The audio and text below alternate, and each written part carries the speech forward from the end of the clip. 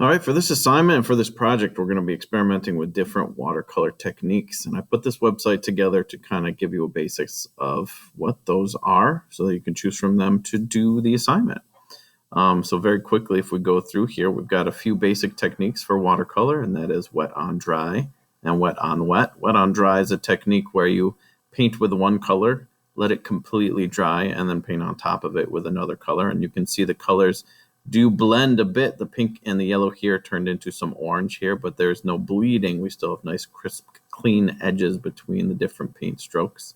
But on wet, the yellow was painted down first, and before it was allowed to dry, the pink was painted down on top of it. And you can see where the color bled into, the pink bled into the yellow, creating this interesting effect. Now, both of these techniques are great techniques to use. Just make sure you're using them on purpose when you're doing your assignments. All right. Some of the advanced techniques, you start with a wet on wet paper painting, and then you add some salt on top, and that salt will absorb some of the water and some of the pigment and give you a very interesting texture.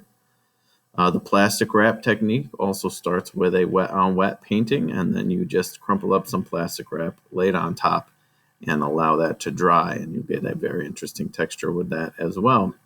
The oil pastel resist is where you take a white oil pastel and draw fairly firmly onto your watercolor paper, and then paint your watercolors on top. And anywhere that oil pastel was drawn, it will resist the watercolor, and it won't allow it to cling to the paper there and dry there. And the last technique here is the clean water lifting technique, where you do some watercolor painting, you let it dry completely, and then you come back in with some clean water and a clean brush and paint on top of the watercolor you've already done, and that will lift up some of the pigment, some of the color that you've put down on the paper. And for your practice, you are going to take a small piece of watercolor paper, just like this one here that I'm showing. You're going to divide it into 3 or 4 sections, just using some lines and a pencil.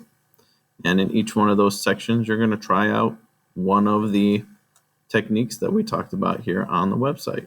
All right. In this one, I did wet on dry in this section. That's why these black lines are so crisp and clean. They're not bleeding into any of the other color because it was dry when I was painting the black on top. This is the plastic wrap technique right here. You can see all the little different details and textures in there from the plastic wrap.